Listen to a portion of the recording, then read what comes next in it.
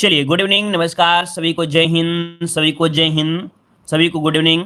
और ये देख सकते हैं कि आज की जो क्लास होने वाली बिल्कुल कतई जहर वाली क्लास है, दमदार क्लास होगी। और स्टार्टिंग में देख सकते हैं आपके 50 प्रश्न आपके ऑब्जेक्टिव हैं, और इसके बाद 50 क्वेश्चन के बाद उसकी थ्योरी भी आपकी है। वीडियो हमारे बड़े होते हैं, क्यों? क्योंकि स्टार्टिंग में आपके ऑब्जेक्टिव होते हैं और लास्ट में आपकी थ्योरी भी होती है। तो यहाँ पर आपको अगर थ्योरी देखना है तो थ्योरी भी देख सकते हैं, और ऑब्जेक्टिव देखना है तो स्टार्टिंग से ही आप लोग यहाँ पर दे सकते हैं। और आज की बिल्कुल आप देखा जा सकता है कि आज की क्लास आपकी सबसे जानदार क्लास होने वाली है, ठीक है। और यहाँ से क्वेश्चन बहुत पूछे जाते हैं।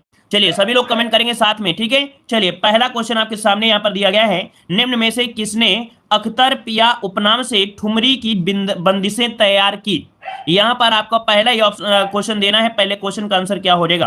तो देखिए, पहले क्वेश्चन का आपका आंसर यहाँ पर हो जाएगा ए नंबर है, नवाब वाजिद अली शाह। याद रखिएगा कि आपने किसने अख्तर पिया उपनाम से ठुमरी की बंदिशें तैयार की, तो आपके नवाब वाजिद अली शाह इसका राइट आंसर जिसका आ रहा था ए नंबर बिल्कुल राइट हो जाएगा।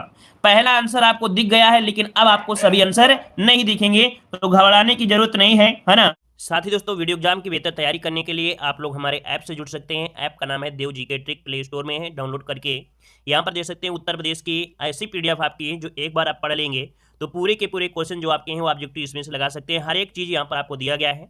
अगर आप लोग जीके की पीडीएफ लेना चाहते हैं तो जीके में भी दोस्तों देख सकते हैं कि आपकी कितनी बेहतर से बेहतर आपकी यहाँ पर पीडीएफ आपकी कंप्लीट की गई है, और काफ़ी अच्छे से हर एक टॉपिक आपका दिया गया है ना। देख सकते हैं कि जीके वाले में आप लोगों के लिए इतिहास के दोस्तों 700 प्रश्न है, भूगोल के 500 प्रश्न है, संविधान के 500 प्रश्न, और यहाँ पर मिक्स जीके जो कि आपको अभी हमने दिखाया ये आपके 1000 प्रश्न है ना, जो कि आपके वन लाइनर में है। और प्रैक्टिस के लिए यहाँ पर हिस्ट्री के 250 ऑब्जेक्टिव क्वेश्चन, पॉलिटी के 250 ऑब्जेक्टिव कह सकते हैं प्रश्न आपके हैं, ज्योग्राफी के ऑब्जेक्टिव क्वेश्चन है, 10 प्रैक्टिस सेट होंगे जो कि आपके जिसमें से 50 क्वेश्चन आपके होते हैं, तो 250 समझिए कि आपका 10 प्रैक्टिस सेट भी आपको दिए गए हैं। यहाँ पर आपका स्टैटिक जीके और थ्योरी भी आपको इसी में आपको दी जा रही है। तो दोस्तों, आप लोग यहाँ पर हमारी जो वीडियो एग्जाम के कोर्स हैं, जहाँ पर कंप्लीट हिंदी का कोर्स भी है, जिसे आप लोग मात्र 99 रुपये में ले सकते हैं। बहुत कुछ यहाँ पर आपको दिया गया है हिंदी में, और ऑब्जेक्टिव क्वेश्चन भी हैं। यहाँ पर देख सकते हैं सामान्य ज्ञान, जिसमें से 5000 क्वेश्चन लगभग आपके हैं, इसी में वन लाइनर भी हैं, और आपका प्रैक्टिस के लिए आपके ऑब्जेक्टिव भी रखे गए हैं। और यहाँ पर यूपी के दोस्तों देख सकते हैं कंप्लीट यूपी के, जिसमें आपको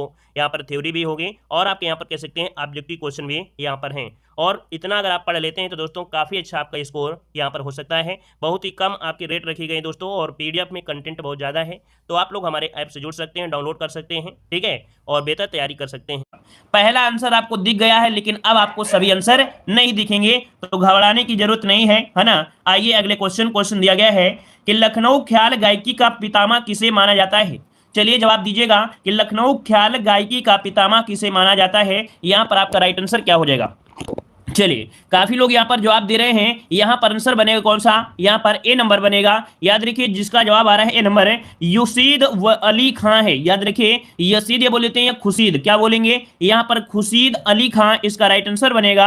ए नंबर आपका राइट हो जाएगा, खुर्शीद अली खां। माफ करिए, खुर्शीद, तो खुर्शीद अली खां हो जाएगा ए नंबर। आगे बढ़ते हैं। क्वेश्चन आपसे अगला पूछा गया है कि बनारस घराने की किस तबला वादक को गुदई महाराज के नाम से भी जाना जाता था? यहां पर बताइएगा, बनारस घराने के किस तबला वादक को गुदई महाराज के नाम से भी जाना जाता था? इसका राइट आंसर क्या बनेगा? सभी लोग भाई जवाब नहीं दे रहे हैं, भाई सभी लोग जवाब देने का प्रयास करें। तो देखिए, यहाँ पर 3 का ऑप्शन यहाँ पर हो जाएगा सी नंबर। ये है आपके कौन भाई? तो याद रखिए, आपका आंसर हो जाएगा समता प्रसाद मिश्र। याद रखिए, बनारस घराने के किस तबला वादक को गुदई महाराज के नाम से जानते थे? तो समता प्रसाद मिश्र को भी, तो ऑप्शन बनेगा यहाँ पर आपका सी नंबर हो जाएगा। आगे बढ़ते हैं। क्वेश्चन आपसे अगला पूछा गया है, सितार वादक पंडित रविशंकर किस घराने से संबंधित हैं? चलिए यहाँ पर जवाब दीजिएगा, सितार वादक पंडित रविशंकर किस घराने से संबंधित हैं? 4 का ऑप्शन क्या हो जाएगा?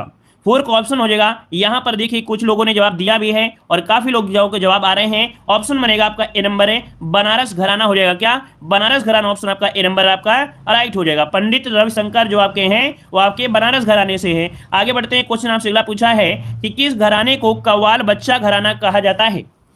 चलिए, किस घराने को कव्वाल बच्चा घराना कहा जाता है? कव्वाल बच्चा घराना। यहां पर देखिए कुछ लोगों ने जवाब दिया भी है, और याद रखिए कव्वाल जो कि आपके आगरा, अर्थात ऑप्शन बनेगा बी नंबर, मतलब जिसका भी ऑप्शन आ रहा है बी नंबर है, आगरा घराना जो कि आपकी कव्वाल बच्चा घराना के नाम से जाना जाता है। आगे बढ़ते हैं। क्वेश्चन आपसे अगला पूछा गया है कि किस घराने को गौरीपुर घराना के नाम से भी जाना जाता है? चलिए बताइएगा कि किस घराने को गौरीपुर घराने के नाम से भी जाना जाता है। चलिए, काफी लोग जवाब दे रहे हैं। और यहाँ पर देखिए आपका आंसर हो जाएगा इटावा घराना। याद रखिएगा कि इटावा घराने को गौरीपुर घराना के नाम से भी जाना जाता है। ऑप्शन बनेगा ए नंबर हो जाएगा। आगे बढ़ते हैं, क्वेश्चन आपसे अगला पूछा गया है कि किस्सा राधा, क्या दिया है, किस्सा राधा कन्हैया की रचना किसने की थी। चलिए यहाँ पर देखिए आपका राइट आंसर क्या बन जाएगा, यहाँ हो जाएगा किस्सा राधा कन्हैया की रचना। यहाँ पर 7 का ऑप्शन बनेगा सी नंबर, ये है नवाब वाजिद अली शाह ने की थी। याद रखिए किस्सा राधा कन्हैया की रचना किसने, तो आपके नवाब वाजिद अली शाह, जिसका ऑप्शन बनेगा सी नंबर। चलिए आगे बढ़ते हैं, क्वेश्चन दिया गया है आधुनिक भारतीय हिंदी रंगमंच का जनक किसे माना जाता है। चलिए आधुनिक शास्त्रीय, माफ करिए, आधुनिक शास्त्रीय हिंदी रंगमंच का जनक किसे माना जाता है। आधुनिक शास्त्रीय हिंदी रंगमंच का जनक किसे कहते हैं। 8 का आंसर बन जाएगा डी नंबर, ये है आपके कौन भाई, भारतेंदु हरिश्चंद्र। याद रखिए आधुनिक शास्त्रीय हिंदी रंगमंच का जनक मानते हैं आपके भारतेंदु, जिसका ऑप्शन आ रहा है डी नंबर, बिल्कुल राइट हो जाएगा। और आगे बढ़ते हैं, क्वेश्चन आपसे अगला पूछा गया है कि इनमें से कौन सा सुमेलित नहीं है। इनमें से कौन सा सुमेलित नहीं है। देखिए यहाँ पर 9 नंबर में तो भाई यहाँ पर दिया गया आह्ला दिया गया है बुंदेलखंड से, है ना, आह्ला दिया गया है बुंदेलखंड से, ठीक है, मान लिया, अच्छी बात है, मतलब सही दिया गया है। फिर दूसरा दिया गया है कजरी कह रहा है रुहेलखंड से है, तो भाई कजरी रुहेलखंड से थोड़ा है, कजरी का संबंध है सोनभद्र और मिर्जापुर से, अर्थात पूर्वांचल से है। मतलब ऑप्शन जो आपका बी है ये सुमेलित आपका नहीं है। अदर आपका सही है, बिरहा पूर्वी उत्तर प्रदेश, चैता अवध और भोजपुरी क्षेत्र से, तो ऑप्शन बनेगा कौन सा, यहाँ पर बी नंबर सुमेलित नहीं था। आगे बढ़ते क्वेश्चन आपसे अगला पूछा है निम्न में से कौन बुंदेलखंड का लोक नृत्य नहीं है। बुंदेलखंड का लोक नृत्य नहीं है, यहाँ पर जवाब दीजिएगा। चलिए तो देखिए काफी लोग यहाँ पर जवाब दे रहे हैं और काफी लोगों को जवाब आ रहा है यहाँ पर सी नंबर। तो याद रखिएगा यहाँ पर ख्याल नृत्य हो गया, पाइडन नृत्य हो गया, राय नृत्य हो गया, लेकिन यहाँ पर बढ़ैया बुंदेलखंड का लोक नृत्य नहीं है, तो ऑप्शन आपका सी हो जाएगा। आगे बढ़ते हैं, क्वेश्चन दिया इनका सब थ्योरी मिल जाएगा, ठीक है, इसका पूरा का पूरा थ्योरी मिल जाएगा, बस वीडियो को पूरा देखा करें। कह रहे हैं निम्न में से कौन लोकगीत बरसात के महीने में गाया जाता है। बताइए भाई कि बरसात के महीने में गाया जाता है, इनमें से कौन सा लोकगीत है, कौन सा लोकगीत है। चलिए आंसर आ रहा है बी नंबर कजरी, बिल्कुल सही जवाब आ रहा है, यहाँ पर आंसर बी हो जाएगा, कजरी हो जाएगा। आगे बढ़ते हैं, क्वेश्चन आपसे अगला पूछा है मिर्जापुर प्रसिद्ध है। मिर्जापुर प्रसिद्ध है, किसके लिए प्रसिद्ध है। तो भाई मिर्जापुर क्षेत्र है तो पवारा तो होगा नहीं, चरकुला भी नहीं होगा, क्योंकि चरकुला होता है ब्रज क्षेत्र में। मतलब आपका पहला ही ऑप्शन, इसका भी आंसर बन जाएगा कि कजरी के लिए प्रसिद्ध है, जो आपका मिर्जापुर है। आगे बढ़ते हैं, क्वेश्चन आपसे अगला है संगीत शिक्षा हेतु उत्तर प्रदेश का प्रथम संगीत महाविद्यालय आपका कौन सा है। चलिए यहाँ पर आंसर को लॉक कीजिएगा कि संगीत शिक्षा हेतु उत्तर प्रदेश का प्रथम संगीत महाविद्यालय इनमें से कौन हो जाएगा। चलिए तो देखिए यहाँ पर ऑप्शन आ रहा है ए नंबर, बिल्कुल सही है, भातखंडे हिंदुस्तान संगीत महाविद्यालय, ये है उत्तर प्रदेश का प्रथम संगीत महाविद्यालय, ऑप्शन बनेगा यहाँ पर आपका ए नंबर, ठीक है। आगे बढ़ते हैं, क्वेश्चन आपसे अगला पूछा गया है निम्न में से कौन सबसे प्राचीन वाद्य यंत्र है। सबसे प्राचीन वाद्य यंत्र पूछा गया है, यहाँ पर जवाब दीजिएगा। चलिए प्राचीन वाद्य यंत्र है आपका सरोज, वीणा या तबला या सितार, कौन सा हो जाएगा। चलिए देखिए आपका आंसर हो जाएगा यहाँ पर वीणा है, जो कि ऑप्शन बनेगा बी नंबर। ये जो वीणा है ये सबसे प्राचीन वाद्य यंत्र है, बी नंबर जिसका आ रहा है बिल्कुल राइट बनेगा। आगे बढ़ते हैं, क्वेश्चन आपसे अगला पूछा गया है, कह रहे अमीर खुसरो ने किसके विकास में अग्रणी भूमिका निभाई। अमीर खुसरो ने किसके विकास में अग्रणी भूमिका निभाई, यहाँ पर 15 का जवाब दीजिएगा। चलिए 15 नंबर में चलिए जवाब आ रहा है सी नंबर, खड़ी बोली, बिल्कुल सही जवाब है। याद रखिए अमीर खुसरो ने किसके विकास में, तो आपकी खड़ी बोली की विकास में अग्रणी भूमिका निभाई थी, तो यहाँ पर राइट आंसर बनेगा आपका सी नंबर, राइट हो जाएगा। इतना पॉइंट सभी का अभी तक क्लियर हो गया होगा, है ना। वीडियो में लाइक की संख्या कम है भाई, वीडियो की लाइक की संख्या जल्दी से बढ़ा दीजिएगा। जितने लोग बाद में जुड़े हैं, है ना, कमेंट करना शुरू कर दिए हैं, तो थोड़ा सा टाइम निकाल कर वीडियो को भी एक बार लाइक कर दिया करें, सेशन को लाइक कर दिया करें। हर एक वीडियो से आपको ज्ञान मिलता है, हमारा कोई भी वीडियो हो, हर एक प्रैक्टिस सेट उठाकर देख लीजिएगा।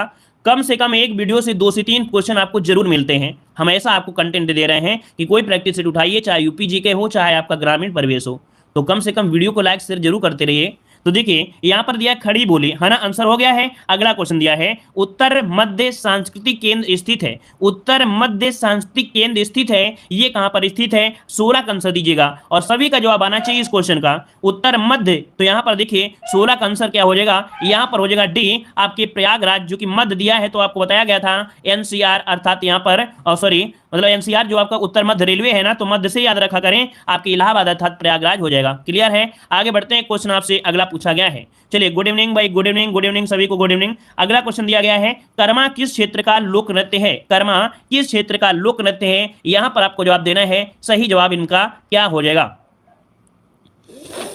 चलिए आइए यहाँ पर क्या हो जाएगा 17 नंबर में, तो 17 का ऑप्शन यहाँ पर राइट क्या हो जाएगा। चलिए 17 की अगर हम बात करते हैं कर्मा की, तो कर्मा हो जाएगा आपका सोनभद्र, ए नंबर आपका राइट हो जाएगा। ठीक है, चलिए आगे बढ़ते हैं। क्वेश्चन आपसे अगला पूछा गया है, यहाँ पर तानसेन का जो मकबरा है वो आपके कहाँ पर स्थित है। चलिए तानसेन का जो मकबरा है वो आपके कहाँ पर स्थित है, इसका राइट आंसर दीजिएगा। तानसेन का मकबरा कहाँ पर है भाई, ग्वालियर में। बिल्कुल सही जवाब आ रहा है सभी का, ए नंबर हो जाएगा, ग्वालियर में है। कहाँ पर है, ग्वालियर में है। आगे बढ़ते हैं, क्वेश्चन दिया गया है, निम्न में से कौन सुमेलित नहीं है, कौन सुमेलित नहीं है, यहाँ पर आंसर को लॉक करना है। चलिए यहाँ पर जवाब दीजिए, क्या हो जाएगा। तो देखिए यहाँ पर दिया है जाकिर हुसैन, जो कि तबला वादक है ना। जाकिर हुसैन भाई तबला वादक है, हारमोनिया वादक नहीं है। मतलब पहला ही ऑप्शन यहाँ पर गलत हो गया है ना। वहीं पर अमजद अली खां सरोद हो गया, बिरजू महाराज कत्थक हो गया, बिस्मिल्लाह खां आपके शहनाई हो गया। क्लियर हुआ। चलिए आगे बढ़ते हैं। क्वेश्चन आपसे अगला पूछा गया है कि सितार जो मिश्रण है वो किसका मिश्रण है। भाई सितार कुछ बनाया गया है, वो किस मिश्रण से बनाया है, किसको लिया गया है। तो देखिए आपका आंसर क्या हो जाएगा, यहाँ पर हो जाएगा वीणा और तंबूरी को मिलाया गया, बनाया गया है। अर्थात वीणा और तंबूरी को मिलाकर यहाँ पर सितार का निर्माण किया गया है। ऑप्शन बनेगा यहाँ पर आपका बी नंबर। क्लियर है। आगे बढ़ते हैं। क्वेश्चन आपसे अगला है, निम्न में से कौन सुमेलित नहीं है, कौन सुमेलित नहीं है, यहाँ पर आपको जवाब देना है। इस वीडियो में बहुत क्वेश्चन मिलते हैं, अर्थात इस वीडियो से बहुत आपके क्वेश्चन मिलते हैं जो एग्जाम में पूछे जाते हैं। चलिए तो देखिए यहाँ पर आपका आंसर क्या हो जाएगा। तो देखिए रसिया आपका दिया है बरसाना में, ये तो सही दिया है ना। आला आपके महोबा क्षेत्र में, ये भी सही दिया है। कजरी मिर्जापुर में हो जाएगा, सही है। यहाँ पर बिरहा दिया है कन्नौज में, तो भाई बिरहा तो पूर्वांचल का है ना, ये पूर्वांचल का है, तो ऑप्शन क्या बनेगा यहाँ पर डी नंबर आपका कह सकते हैं ये सुमेलित नहीं था, डी नंबर आपका राइट हो जाएगा। अगला, उत्तर प्रदेश का प्रमुख लोक नृत्य इनमें से क्या हो जाएगा। उत्तर प्रदेश का प्रमुख लोक नृत्य पूछा गया है। यहाँ पर लोक नृत्य अगर बात करते हैं तो भाई सायरा, राई है ना, मतलब राई जो राई है, धोबिया है, अर्थात ये सभी क्या है, लोक नृत्य हैं। ठीक है। शास्त्रीय नृत्य की बात करता, अगर शास्त्रीय बात करता कि उत्तर प्रदेश का शास्त्रीय नृत्य क्या है, तो कथक है, जो कि सभी को पता होगा। आगे बढ़ते हैं। क्वेश्चन आपसे अगला पूछा गया है, जौनपुर के सुल्तान हुसैन सरकी ने निम्न में से किसकी धुन पर बड़ा ख्याल का विकास किया। यहां पर देखिए आपका राइट आंसर यहां पर क्या बनेगा, कह रहे जौनपुर के हुसैन सरकी ने निम्नलिखित में से किस धुन पर बड़ा ख्याल का विकास किया, बड़ा ख्याल का विकास किया। तो यहां पर जवाब दीजिएगा। भाई जिसका वीडियो नहीं चल रहा है एक बार रिफ्रेश कर लीजिए, है ना, रिफ्रेश कर लीजिए और पढ़ाई पर फोकस करिए। देखो यहाँ पर आपका 23 का आंसर हो जाएगा कौन सा, ए नंबर कव्वाली पर, बड़ा ख्याल आपके कव्वाली ऑप्शन बनेगा। यहाँ पर कौन सा, ए नंबर हो जाएगा, ए नंबर हो जाएगा। ठीक है, ए नंबर बनेगा भाई। चलिए आगे बढ़ते हैं। क्वेश्चन आपसे अगला पूछा गया है, यहां पर दिया है शाकंभरी देवी का मेला जो लगता है, अर्थात इसका जो आयोजन होता है ये कहां पर किया जाता है। देखो यहां पर दिया गया सासे शाकंभरी, है ना, हमने बताया था सासे शाकंभरी और सासे सहारनपुर, तो ऑप्शन क्या बनेगा, यहां पर आंसर हो जाएगा डी नंबर सहारनपुर बनेगा। शाकंभरी देवी का मेला आपके सहारनपुर में लगता है। अगला क्वेश्चन आपसे दिया गया है, निम्न में से कौन उत्तर प्रदेश का लोकगीत नहीं है। उत्तर प्रदेश का लोकगीत नहीं है, यहां पर देखिए बिरहा, कजरी, रसिया और ढोला मारू, है ना। भाई ढोला मारू तो बताया था राजस्थान, है ना। ऑप्शन क्या बनेगा यहाँ पर डी नंबर जिसका है बिल्कुल राइट हो जाएगा, ढोला मारू। आगे बढ़ते हैं। क्वेश्चन आपसे अगला पूछा गया है, निम्न में से कौन कथक कलाकार नहीं है। सभी के जवाब नहीं आ रहे भाई, क्यों क्वेश्चन नहीं आ रहे क्या आप सभी लोगों को, भाई जवाब दीजिए, सभी लोग जवाब दीजिए, सभी लोगों को कमेंट एक साथ नहीं आ रहे हैं। चलिए निम्न से कौन कथक कलाकार नहीं है, तो देखो यहाँ पर दिया गया है कौन, किशन महाराज। भाई किशन महाराज ही हो जाएंगे, ये कथक कलाकार नहीं है किशन महाराज। वहीं पर बिरजू महाराज ये कथक कलाकार है, लच्छू भी हैं और आपकी सितारा देवी हैं, लेकिन किशन महाराज का संबंध इससे नहीं है, तो ऑप्शन बनेगा ए नंबर आपका हो जाएगा। अगला क्वेश्चन दिया गया है, निम्नलिखित में से कौन बुंदेलखंड का लोकप्रिय नृत्य है। बुंदेलखंड का पूछा है, बुंदेलखंड का लोकप्रिय नृत्य हो जाएगा कौन सा, आहला हो जाएगा, आहला, है ना। यहाँ पर आंसर बनेगा कौन सा, डी नंबर हो जाएगा, कि बुंदेलखंड का है आपका आहला, ऑप्शन बनेगा डी नंबर हो जाएगा। ठीक है, यहाँ पर आगे बढ़ते हैं। क्वेश्चन दिया है कि भातखंडे संगीत संस्थान लखनऊ डीम्ड विश्वविद्यालय बना, अर्थात जो भातखंडे संगीत संस्थान लखनऊ है ये डीम्ड विश्वविद्यालय जो बना ये कब बना था। चलिए यहाँ पर आंसर आपका हो जाएगा बी नंबर, सन 2001 में, सन 2001 में ऑप्शन बनेगा आपका बी नंबर। आगे बढ़ते हैं। क्वेश्चन दिया गया है, प्रसिद्ध शास्त्रीय गायक भीमसेन जोशी का जो संबंध है ये किस घराने से है। भीमसेन जोशी का जो संबंध है वो किस घराने से है, यहाँ पर 29 नंबर। चलिए 29 नंबर में ऑप्शन क्या बनेगा, चलिए सी नंबर या ए नंबर, सी नंबर। याद रखिएगा कि जो आपके भीमसेन जोशी हैं इनका जो संबंध है ये आपका है किराना घराने से है, किससे है, किराना घराने से, इसका आंसर बनेगा यहाँ पर सी नंबर बनेगा। आगे बढ़ते हैं। क्वेश्चन आपसे अगला पूछा है, चरुकुला प्रमुख लोक नृत्य है, चरुकुला प्रमुख लोक नृत्य है, यहाँ पर आपका आंसर क्या हो जाएगा, चरुकुला कहाँ का है भाई, आपके ब्रजभूमि में है। आपका जो ये लोक नृत्य होता है आपके ब्रजभूमि में होता है, ऑप्शन ए इसका राइट हो जाएगा। आगे बढ़ते हैं। क्वेश्चन आपसे दिया गया है, कह रहा है निम्न में से किसने लखनऊ के सांस्कृतिक क्रियाकलापों में योगदान नहीं दिया था। सांस्कृतिक क्रियाकलापों में जो कि आपके लखनऊ में यहाँ पर योगदान नहीं दिया। किसने योगदान नहीं दिया बताइए भाई, निकालिए कौन है यहाँ पर आंसर 31 नंबर में।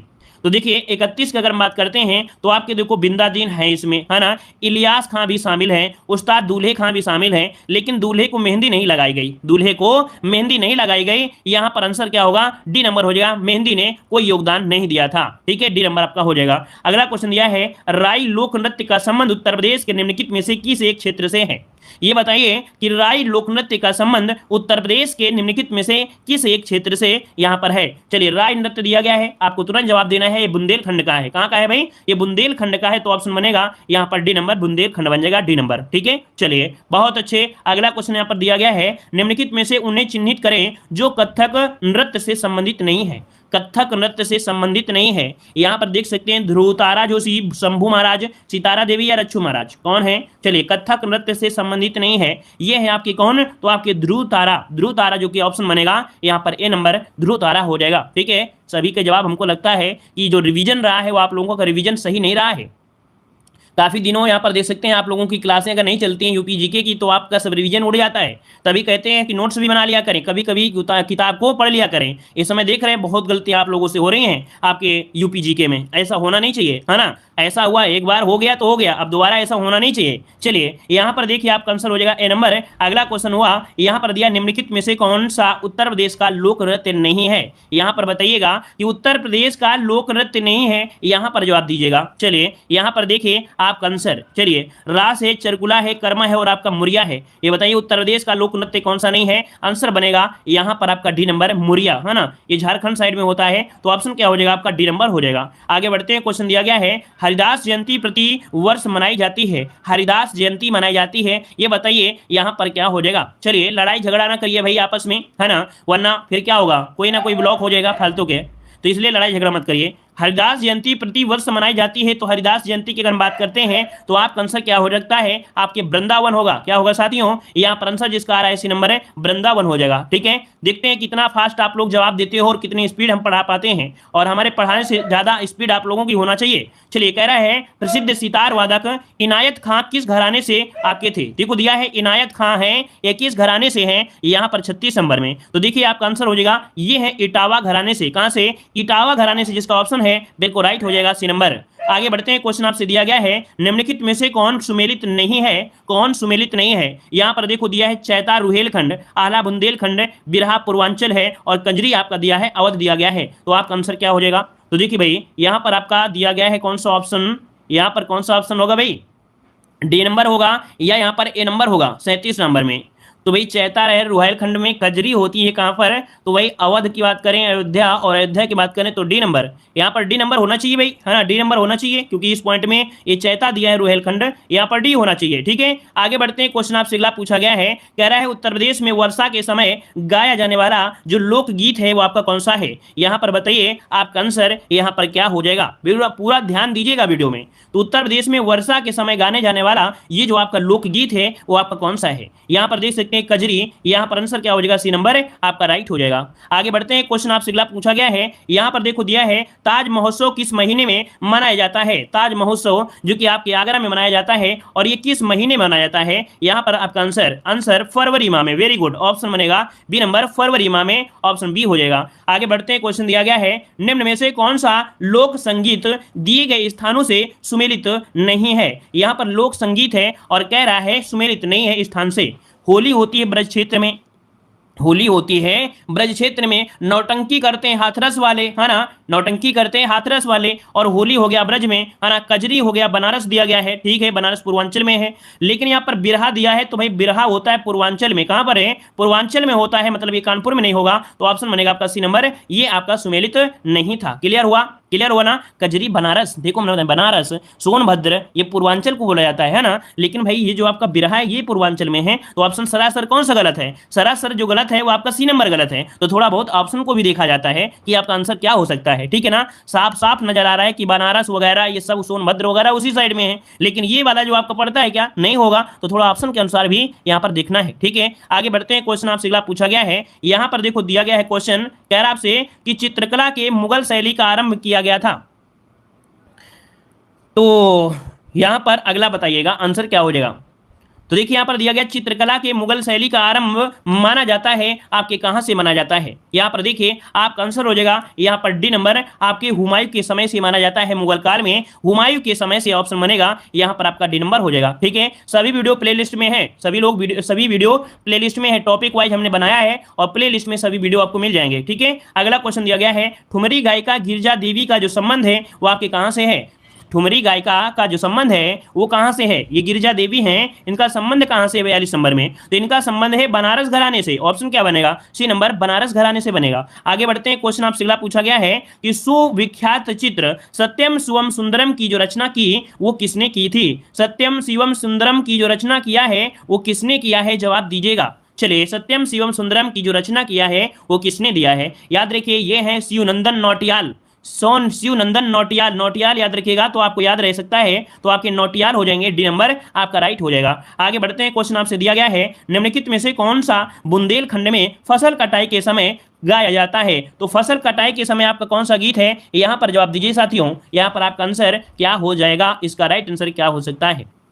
चलिए, बहुत कम बच्चे जुड़ते हैं भाई, मतलब आप लोग वीडियो को लाइक नहीं करते हैं, शेयर नहीं करते हैं, लाइक शेयर करते रहिए। देखिए यहाँ पर दिया है, नृत्य बुंदेलखंड में फसल कटाई के समय किया जाता है। यहाँ पर 44 का ऑप्शन आ रहा है, डी नंबर सहरा। याद रखिए ये जो सहरा होता है, सहरा ये बुंदेलखंड में फसल कटाई के समय होता है, सहरा। ठीक है, यहाँ पर आपने सुना होगा क्या कि जब अच्छा ठीक है, अगला पॉइंट दिया गया है कि लठमार होली मनाई जाती है। लठमार होली मनाई जाती है, कहां पर मनाई जाती है लठमार होली? यहाँ पर देखिए आपका हो जाएगा बरसाना, और बरसाना की अगर हम बात करते हैं तो ऑप्शन क्या दिया गया है? यहाँ पर सी नंबर आपका दे दिया गया है। आगे बढ़ते हैं, क्वेश्चन दिया गया है, निम्न में से किस तबला वादक का जन्म बनारस के कबीर चौरा में हुआ था? कबीर चौरा में हुआ था, यहाँ पर बताइएगा। चलिए बताइए यहाँ पर कौन से तबला वादक है जिनका जन्म बनारस के कबीर चौरा में हुआ था 46 नंबर में? तो यहाँ पर नोट करिएगा, आंसर हो जाएगा पंडित किशन महाराज। याद रखिए ये तबला वादक हैं जो आपके पंडित किशन महाराज हैं, आंसर बी हो जाएगा। इनका जो जन्म हुआ था बनारस के कबीर चौरा में हुआ था। ठीक है, आगे बढ़ते हैं, क्वेश्चन आपसे अगला पूछा गया है कि निम्नलिखित में से कौन सुमेलित नहीं है? कौन सुमेलित नहीं है? तो भाई बिरहा दिया है कन्नौज। क्या दिया भाई? बिरहा दिया है कन्नौज, मतलब पहला ये ऑप्शन क्या हो गया? यहाँ पर गलत हो गया, क्योंकि ये पूर्वांचल से संबंधित है, अर्थात ए नंबर आपका गलत हो गया। वहीं पर अमजद अली खान सरोद वादक हैं, बिरजू महाराज कत्थक है और आहला बोला जाता है या गाया जाता है महोबा में। क्लियर हो गया। आगे बढ़ते हैं, क्वेश्चन दिया गया है कि कौन सा शास्त्रीय नृत्य उत्तर प्रदेश से संबंध रखता है? कौन सा शास्त्रीय नृत्य पूछ लिया है, तो भाई शास्त्रीय नृत्य की अगर बात करता है तो आपको तुरंत ऑप्शन लगाना है कि जो कत्थक है ये उत्तर प्रदेश का है, तो आपका आंसर क्या हो जाएगा? यहाँ पर बी नंबर राइट हो जाएगा। क्लियर है? चलिए आगे बढ़ते हैं, क्वेश्चन आपसे अगला पूछा गया है, मेरठ में प्रत्येक वर्ष होली के बाद आयोजित किया जाने वाला रंग बिरंगा मेला इनमें से कौन सा है? देखिए मेरठ में प्रत्येक वर्ष होली के बाद आयोजित किया जाने वाला रंग बिरंगा मेला इनमें से कौन हो जाएगा? तो देखिए यहाँ पर देख सकते हैं उत्तर प्रदेश का सबसे बड़ा मेला है, ये उत्तर प्रदेश का सबसे बड़ा सेकंड नंबर का मेला है। क्या सेकंड नंबर का मेला है? पहला नंबर का है कौन? तो आपका महाकुंभ होता है और इसके बाद होता है नौचंदी महोत्सव। तो आंसर क्या हो जाएगा? सी नंबर राइट हो जाएगा। इसको और बोला जाता है हिंदू मुस्लिम का एक प्रतीक मेला भी बोला जाता है, हिंदू मुस्लिम का प्रतीक मेला है यहाँ पर नौचंदी मेला। तो ऑप्शन हो जाएगा सी नंबर आपका राइट हो जाएगा। ठीक है, आगे बढ़ते हैं, क्वेश्चन आपसे अगला पूछा गया है, यहाँ पर कह रहा है बहराइच, सुल्तानपुर, रायबरेली किस बोली के क्षेत्र हैं? यहाँ पर बताइए आपका आंसर क्या हो जाएगा? तो देखिए यहां पर आंसर क्या हो जाएगा? बहराइच, सुल्तानपुर, रायबरेली ये जो क्षेत्र है किसका है? अवधी का है ना? किसका है भाई? अवधी का है। तो ऑप्शन क्या आ जाएगा? यहाँ पर डी हो जाएगा, अवधी हो जाएगा। आगे बढ़ते हैं, अब ध्यान पूर्वक आपको बस कान लगा के सुनना है, बस क्या करना है आपको? ध्यान लगाकर सुनना है बस आपको। यहाँ पर देखिए आपसे दिया गया है कौन सा? यहाँ पर दिया गया महाकुंभ मेला विश्व का सबसे बड़ा मेला है, याद रखिएगा, जो कि प्रयागराज में लगता है, प्रत्येक 12वें वर्ष लगता है।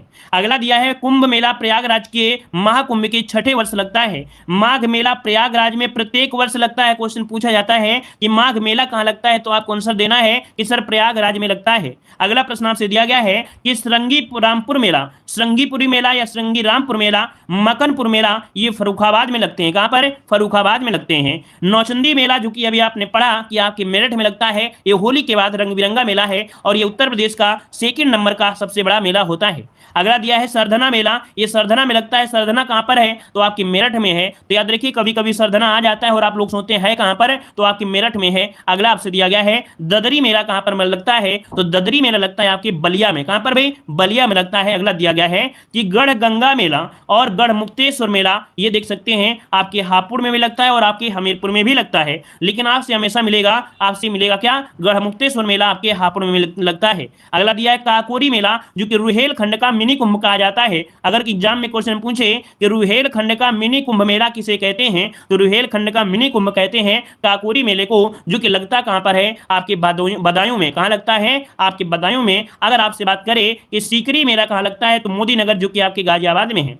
अगला है रामनगरिया मेला, तो रामनगरिया मेला आपके फर्रुखाबाद में लगता है। क्या, रामनगरिया मेला आपके कहां लगता है, आपके फर्रुखाबाद में लगता है। आगे बढ़ते हैं, प्रश्न दिया गया है कंसवध मेला। देखिए कंसवध मेला की अगर हम बात करते हैं तो भाई अभी आपके हमीरपुर में लगता है। कंस मेला की अगर बात करें सिर्फ, तो मथुरा फतेहपुर सीकरी में लगता है। आगे बढ़ते हैं, प्रश्न दिया है फाल्गुन मेला, तो आपके रामपुर में लगता है, रामपुर में। और अगला है मुड़िया पूनो मेला, मुड़िया पूनो मेला गोवर्धन, ये जो कि मथुरा में आपका लगता है। ठीक है, हरिदास जयंती, तो हरिदास जयंती जो कि आपने अभी जन्म पूछा था, तो इनसे याद रहेगा कि निधिवन वृंदावन मथुरा में आपके हरिदास जयंती मेला लगता है। क्लियर है। अगला दिया है कि तिगरी मेला आपके अमरोहा में, ढाई घाट मेला शाहजहांपुर में, देव छठ मेला बहुत बार पूछा गया है, देव छठ मेला आपके दाऊद, जो कि आपकी मथुरा में लगता है। अगला है सोरो मेला, तो सोरो मेला लगता है कहां पर, तो आपके कासगंज में लगता है साथियों। कहां पर, कासगंज में। और अगर पूछे खिचड़ी मेला, तो मकर संक्रांति के अवसर में आपके गोरखपुर में मेला लगता है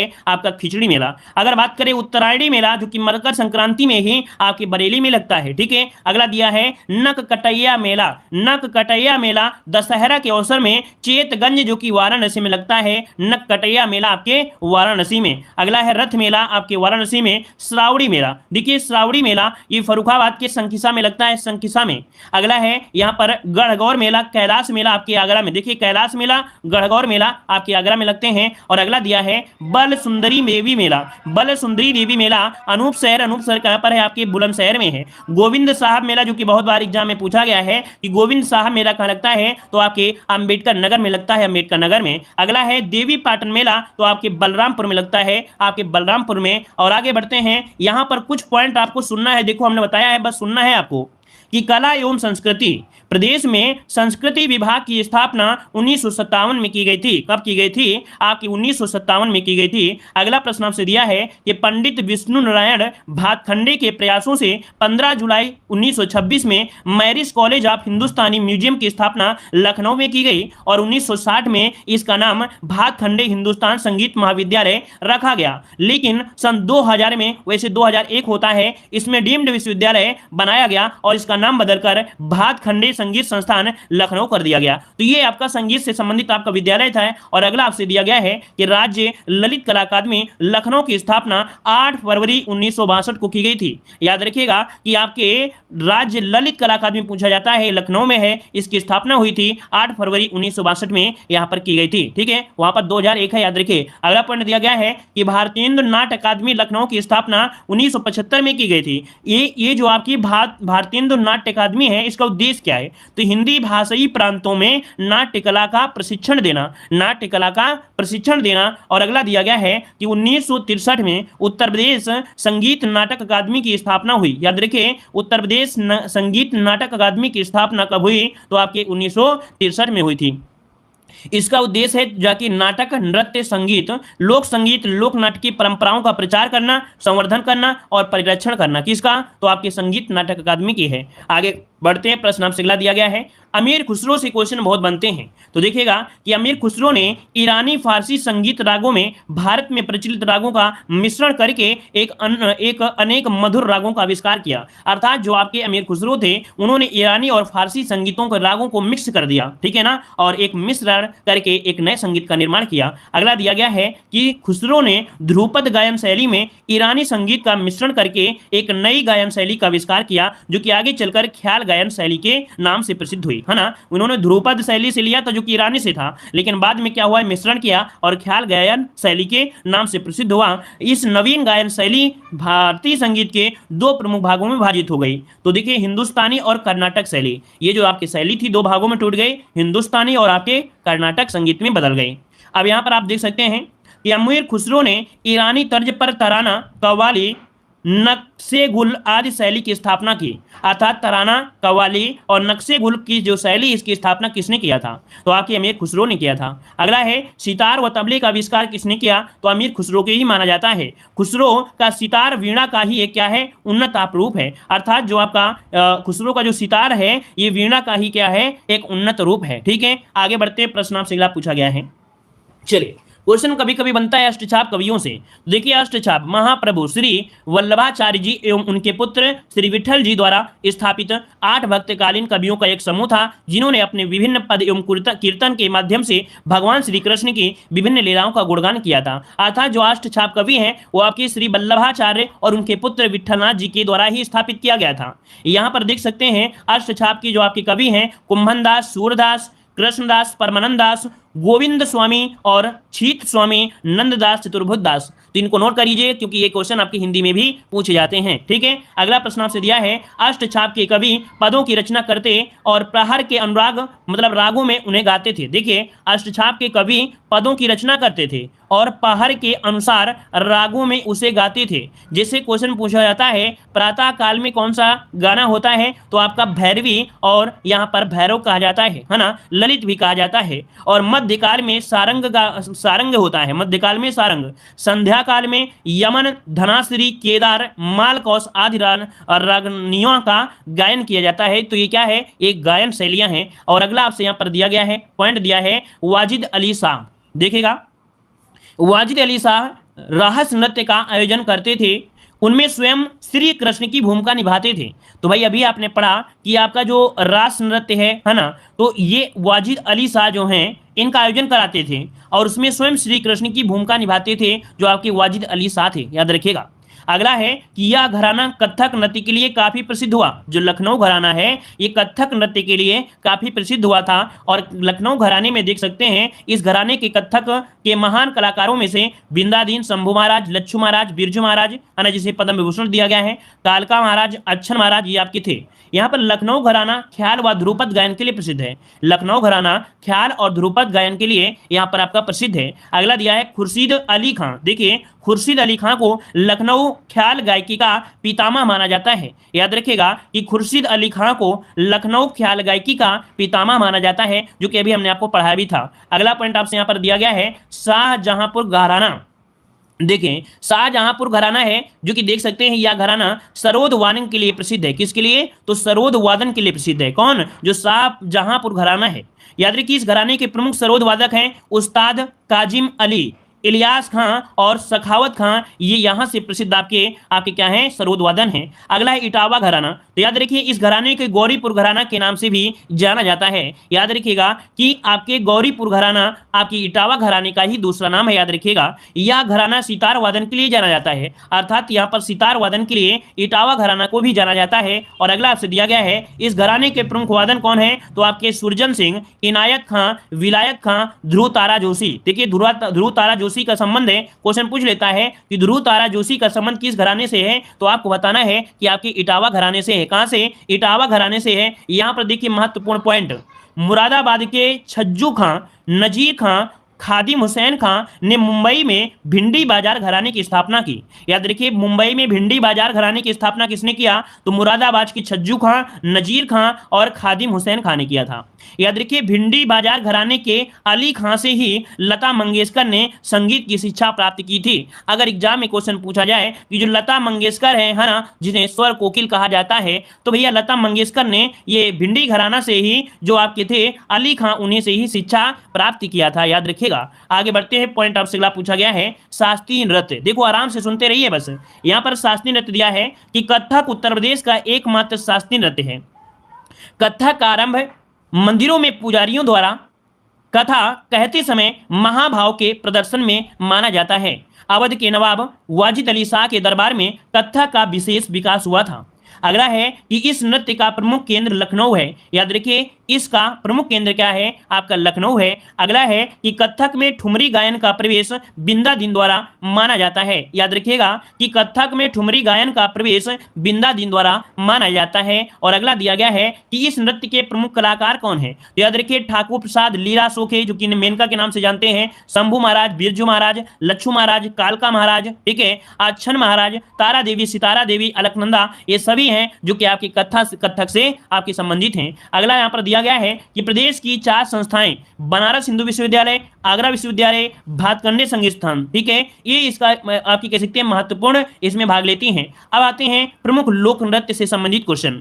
जैसे जैसे आपने ऑब्जेक्टिव क्वेश्चन पढ़ा उसी के अकॉर्डिंग आपके थ्योरी के भी क्वेश्चन यहाँ पर हैं। देखिए नौटंकी उत्तर प्रदेश में सबसे प्रचलित लोक नृत्य है। याद रखिएगा ये नौटंकी उत्तर प्रदेश में सबसे प्रचलित लोक नृत्य है, ठीक है। अगला है चरकुला नृत्य। तो देखिए भाई ब्रज क्षेत्र का नृत्य, जो चरकुला नृत्य है कहाँ का है, तो ये ब्रज क्षेत्र का नृत्य है, होली के समय आयोजित किया जाता है। महिलाएं इसमें 108 जलते दीपकों का चरकुला अर्थात पहिया सिर पर रखकर नृत्य करती हैं। तो याद रखिए अगर क्वेश्चन पूछे चरकुला का संबंध कहां से है तो आपके ब्रज क्षेत्र से याद रखिएगा। अगला दिया गया है कीर्तन। तो देखिए कीर्तन भी आपके ब्रज क्षेत्र का ही नृत्य है और गौड़ी संप्रदाय के लोग हारमोनिया, मंजीरा और मृदंग की धुन पर हरि नाम का कीर्तन करते हुए यह नृत्य करते हैं। याद रखिएगा। आगे बढ़ते हैं, पॉइंट दिया है झूला नृत्य जो कि आपके ब्रज क्षेत्र का नृत्य है। कौन? झूला आपके ब्रज का है। और अगला आपसे दिया है रास नृत्य। रास नृत्य ब्रज क्षेत्र का नृत्य है, रास लीला के अवसर पर आयोजित किया जाता है जो आपका रास नृत्य होता है। मयूर नृत्य की बात करते हैं तो ये भी क्या का है तो आपके ब्रज क्षेत्र का है आपका मयूर नृत्य। इस नृत्य में मोर के पंख से बने विशेष प्रकार के वस्त्रों को धारण किया जाता है। अगला है घड़ा नृत्य। तो भाई घड़ा नृत्य क्या होता है तो घड़ा नृत्य का भी संबंध कहां से है तो आपके ब्रज क्षेत्र से इसका भी संबंध है। इस नृत्य में रथ के पहिए पर अनेक घड़ों को रखकर फिर उसे सिर पर रखकर नृत्य किया जाता है। याद रखिए घड़ा नृत्य ये ब्रज क्षेत्र का है और रथ के पहिए पर अनेक घड़ों को रखकर उसे सिर पर रखकर नृत्य किया जाता है, ठीक है। अगला पॉइंट आपसे दिया गया है राई नृत्य। देखिए राई नृत्य का संबंध कहां से है आपके बुंदेलखंड से है। कहां से साथियों? बुंदेलखंड से है। भाई वीडियो को भी लाइक शेयर करते रहिए, है ना, थोड़ा सा अच्छा लगता रहेगा अगर आप लोग वीडियो को लाइक शेयर करते रहेंगे। देखो महिलाओं द्वारा ये जो आपका कह सकते हैं आपका नृत्य था कौन आपका राई नृत्य बुंदेलखंड का है और इसमें क्या होता है महिलाओं द्वारा कृष्ण जन्माष्टमी तथा मांगलिक अवसरों पर यह नृत्य किया जाता है, यह नृत्य होता है। आगे बढ़ते हैं, प्रश्न आपसे अगला पूछा गया है यहाँ पर ख्याल नृत्य। ये ख्याल नृत्य से संबंधित यहाँ पर दिया गया है। तो देखिए भाई ख्याल नृत्य दिया है कि बुंदेलखंड से प्रचलित है। जो ख्याल नृत्य है ये बुंदेलखंड से प्रचलित है। पुत्र जन्मोत्सव पर किया जाने वाला नृत्य है। एग्जाम में पूछेगा कि पुत्र जन्मोत्सव पर किया जाने वाला जो नृत्य है वो कौन सा है तो यहाँ पर हो जाएगा ख्याल नृत्य हो जाएगा। इस नृत्य में रंगीन कागजों तथा बांसों की सहायता से बने मंदिर को सिर पर रखकर नृत्य किया जाता है। अगला आपसे दिया गया है कि पाई डंडा या मौनिया नृत्य। तो देखिए भाई पाई डंडा या इसे मौनिया नृत्य कहते हैं। ये बुंदेलखंड का आपका क्षेत्र में प्रचलित है। या अहिर समाज का पारंपरिक नृत्य है। अगर क्वेश्चन पूछे अहिर समाज का सबसे पारंपरिक जो नृत्य है वो कौन सा है तो आप याद रखिए पाई डंडा या इसे मौन्य नृत्य कहा जाता है। इसे बुंदेलखंड का डांडिया भी कहा जाता है। अर्थात याद रखिए डांडिया वैसे गुजरात का है लेकिन इसे बुंदेलखंड का डांडिया के नाम से किसे जानते हैं तो पाई डंडा को बुंदेलखंड का डांडिया भी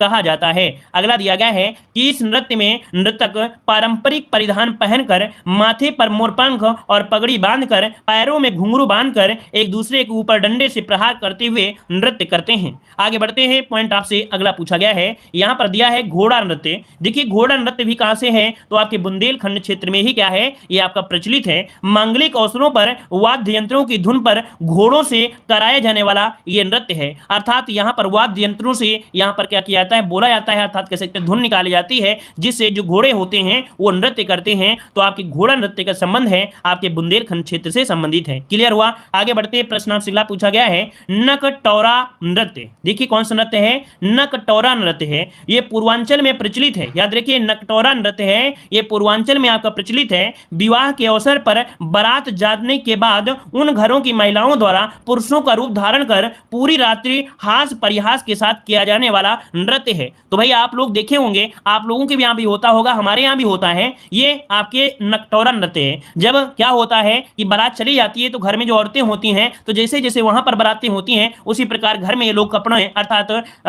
पुरुषों का वस्त्र धारण करके शादी प्रोग्राम ये लोग भी करते हैं, ठीक है ना। तो ये हो गया। आगे बढ़ते हैं, प्रश्न दिया है धोबिया नृत्य। धोबिया नृत्य आपके पूर्वांचल में प्रचलित है।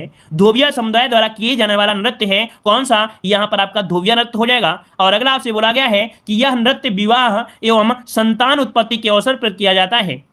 याद रखिए, धोबिया नृत्य ये धोबी समुदाय द्वारा किया जाता है और यह नृत्य विवाह एवं संतान की जो उत्पत्ति होती है तो ऐसे अवसर पर किया जाता है, ठीक है। धोबी तथा गधे के बीच संबंधों की जानकारी इस नृत्य से प्राप्त होती है, याद रखिएगा। आगे बढ़ते हैं, प्रश्न आपसे अगला पूछा गया है चौरसिया नृत्य क्या होता है। तो देखिए भाई, चौरसिया नृत्य ये पूर्वांचल के जौन जिले में प्रचलित है। ये जो आपका पूर्वांचल जो चौरसिया नृत्य है ये पूर्वांचल के जौन जिले में प्रचलित है, कहारों द्वारा किया जाने वाला नृत्य है। याद रखिए, अगर पूछे कि कहारों द्वारा किया जाने वाला जो नृत्य है वो कौन सा है, तो आपका चौरसिया नृत्य होता है। अगला दिया, देखो ऑब्जेक्टिव क्वेश्चन भी कराए गए हैं, याद रखिएगा, है ना। यहाँ पर कर्म नृत्य की अगर बात करते हैं तो मिर्जापुर और सोनभद्र में प्रचलित है ये जो आपका कर्म नृत्य है। होली के अवसर पर तथा खरीफ की फसल बोने के बाद, है ना, खरवार आदि जनजाति समुदाय द्वारा किया जाता है। याद रखिएगा, ये जो मिर्जापुर क्षेत्र में और सोनभद्र क्षेत्र में कर्म नृत्य है ये होली के अवसर पर और खरीफ की फसल बोने के बाद खरवार आदि जनजाति या आदिवासियों के द्वारा ये किया जाने वाला नृत्य है।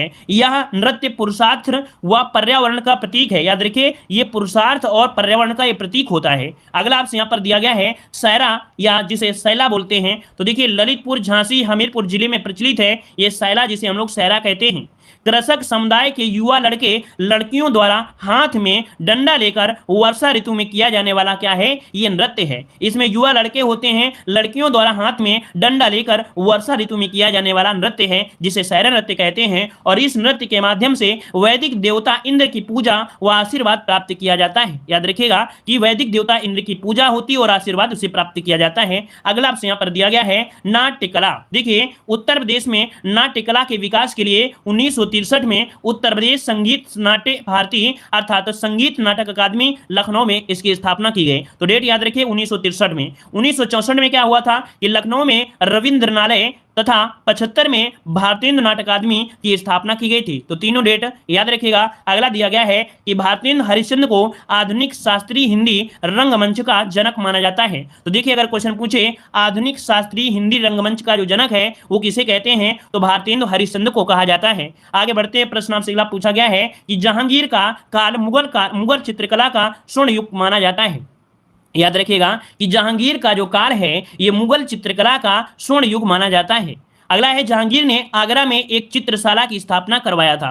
आगरा में यहाँ पर याद रखिए जहांगीर ने चित्रशाला की स्थापना भी करवाया। और अगला पॉइंट दिया गया है कि औरंगजेब ने चित्रकारों को संरक्षण देना बंद कर दिया था। याद रखिए, एक मुगल काल में ऐसा भी काल आया जो कि औरंगजेब का काल था, इसने चित्रकारों को संरक्षण देना ही बंद कर दिया था, जिसकी वजह से कुछ चित्रकार जैसे काशी नरेश ईश्वरी प्रसाद के दरबार में चले आए और उन्होंने यहाँ पर कंपनी शैली, अभ्रंश शैली का इन्होंने विकास कर दिया। अगला आपसे यहाँ पर दिया है जैन चित्रकला का विकास मथुरा में हुआ। याद रखिए, जैन चित्रकला का जो विकास हुआ कहां पर हुआ, आपके मथुरा में हुआ। याद रखिएगा। अगला दिया गया है कि 1911 में लखनऊ में कला एवं शिल्प महाविद्यालय की स्थापना की गई। यहीं से प्रदेश में आधुनिक चित्रकला का विकास हुआ। याद रखिए, आधुनिक चित्रकला का जो विकास हुआ था वो 1911 में लखनऊ में कला एवं शिल्पकला महाविद्यालय की स्थापना से ही माना जाता है। अगला दिया गया है कि 1949 में लखनऊ नगर निगम आर्ट गैलरी की स्थापना की गई। कब? 1949 में लखनऊ नगर निगम आर्ट गैलरी की स्थापना की गई। 1962 में ललित कला अकादमी लखनऊ की स्थापना की गई। और अगला दिया है कि 1920 में भारतीय कला परिषद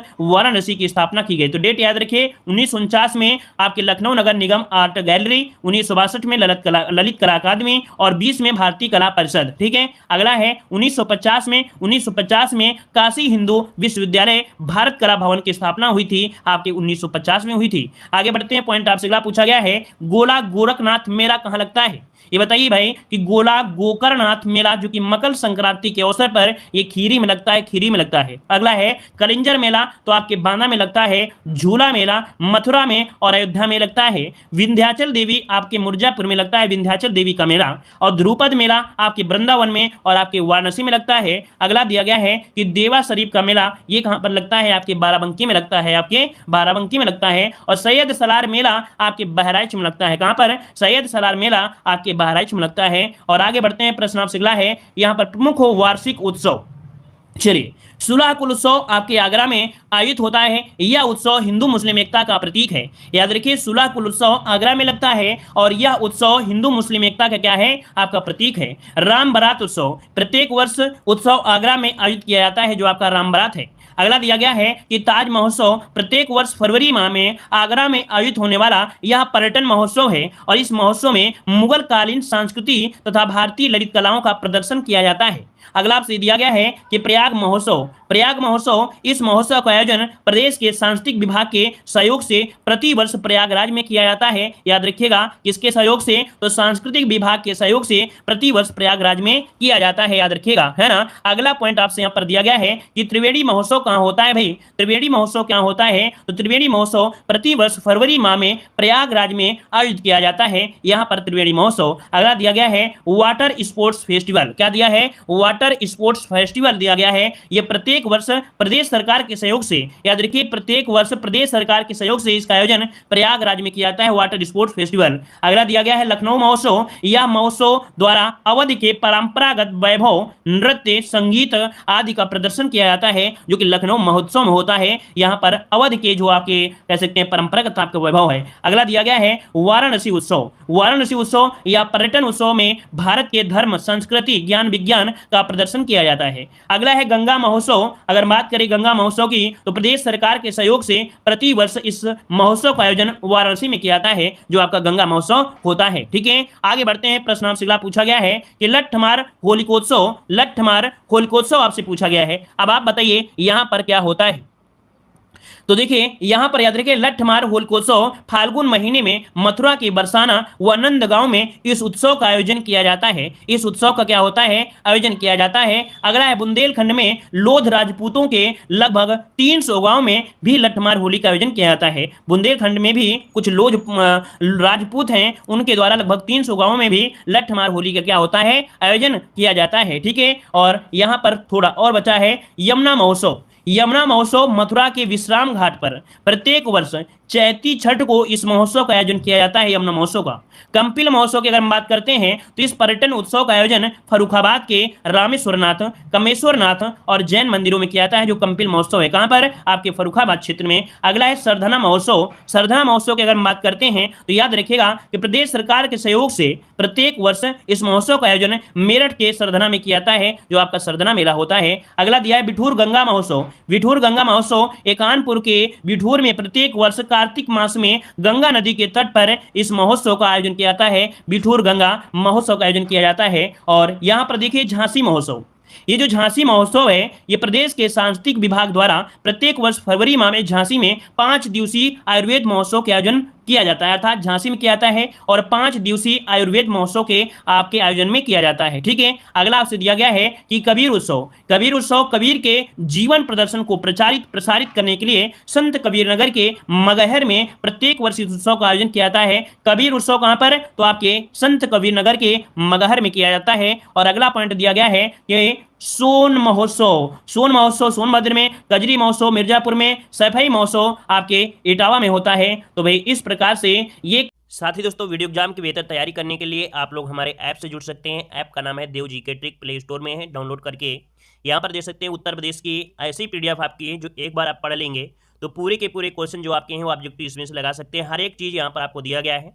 अगर आप लोग जीके की PDF लेना चाहते हैं तो जीके में भी दोस्तों देख सकते हैं कि आपकी कितनी बेहतर से बेहतर आपकी यहाँ पर PDF आपकी कंप्लीट की गई है और काफ़ी अच्छे से हर एक टॉपिक आपका दिया गया है ना। देख सकते हैं कि जीके वाले में आप लोगों के लिए इतिहास के दोस्तों 700 प्रश्न है, भूगोल के 500 प्रश्न है, संविधान के 500 प्रश्न और यहाँ पर मिक्स जीके जो कि आपको अभी हमने दिखाया ये आपके 1000 प्रश्न है ना, जो कि आपके वन लाइनर में है। और प्रैक्टिस के लिए यहाँ पर हिस्ट्री के 250 ऑब्जेक्टिव क्वेश्चन, पॉलिटी के 250 ऑब्जेक्टिव कह सकते हैं प्रश्न आपके हैं, ज्योग्राफी के ऑब्जेक्टिव क्वेश्चन है।